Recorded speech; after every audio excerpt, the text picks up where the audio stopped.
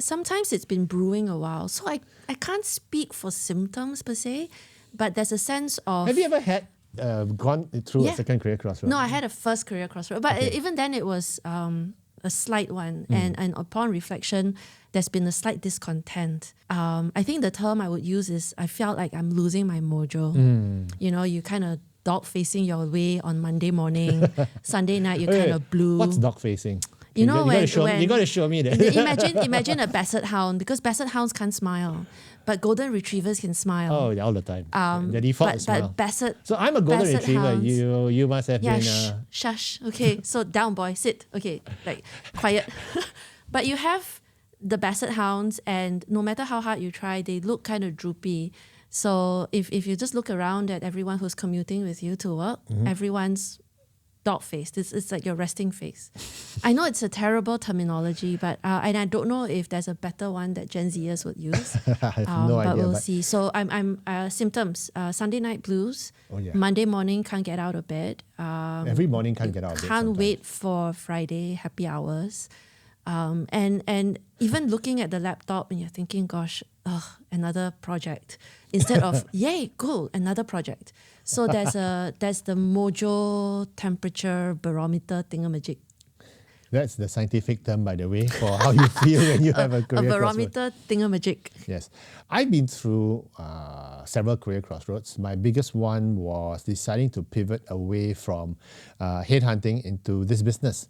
And, because I actually had a career strategy, so it wasn't so painful, but one of the feelings which a lot of people get when they are at a second career crossroad is one where they feel very frustrated. So if you're feeling frustrated right now, I want to do something else, but I do not know how to do it. That's one of the things. And a response to that, or very often, is, I know what I'm going to do. I'm just going to start a business. Yeah. And then they start a business. And the next question, for those that claim they want to start a business, there's a question you must ask. How long have you had this idea? Have you incubated it Last enough? week. That's the thing, right? Or sometimes clients would say, I want to start a business, but I don't know what it is yet, but it's what I want to do. Yeah. And that's when we have to give them a bit of a reality check. Have they done their homework? Have they checked the market? Is the market ready? Yeah. Is your idea viable? Have you got a pro forma financial plan No, going on? no, and no. Do you have investors? There's so And many no, other yeah. questions.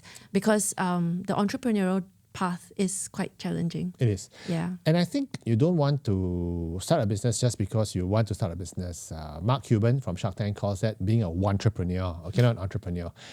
Those are very dangerous. You must really have a very solid business idea. You must have the business plan. You must have had tried it out, incubated it, trial run it, and make sure that there are paying customers who would actually pay you for that product or service rather than someone who, I'll do it for free. Of course, they will love you, right? But only when they want to pay. So I think one of the symptoms which we see accompanying a second career crossroad is this idea, maybe I should just quit and start a business, because to us, that's not an option, that is an escape plan.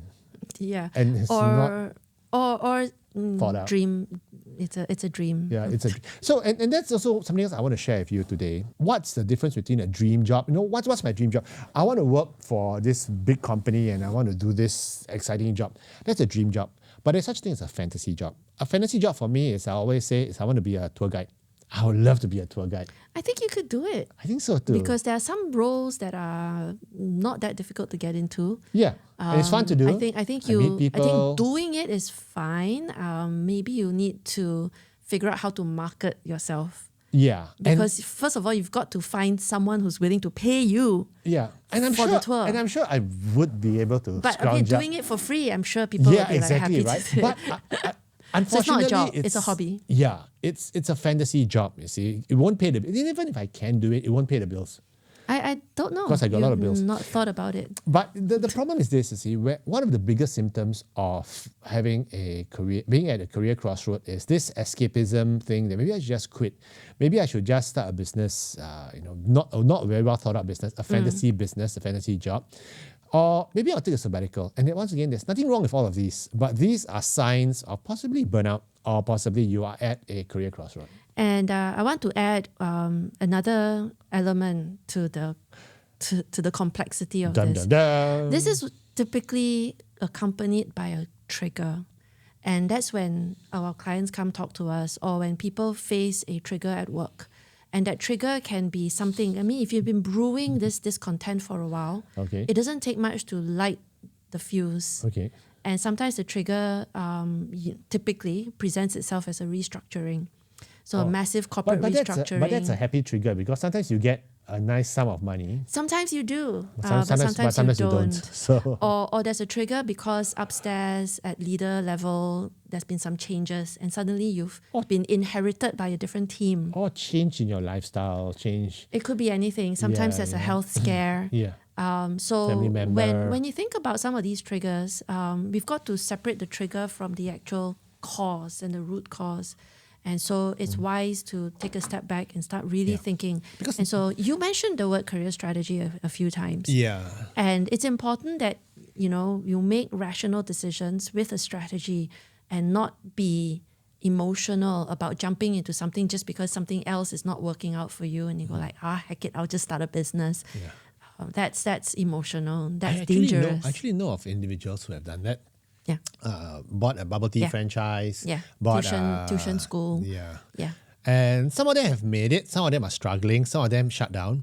I know this individual who plonked close to $150,000 off his retrenchment benefits to start a education center, and didn't quite work out because Yep. it was not quite well thought out. And then COVID hit. So I know someone who put, again, they had a huge chunk of cash from their outplacement, from their retrenchment, and which is great. But he plonked half of it into a business that was construction-like, and I think it lasted all of 2 years, and he went back to tech. made more money back This in was tech. this was a while ago. But also, we do know of individuals who have plunked in money to a business and have done particularly well as well. So I think the big question now is that if all these symptoms are sounding very familiar to you, and you're thinking like, shucks, hey guys, I'm actually at this stage. I'm 38 to 44.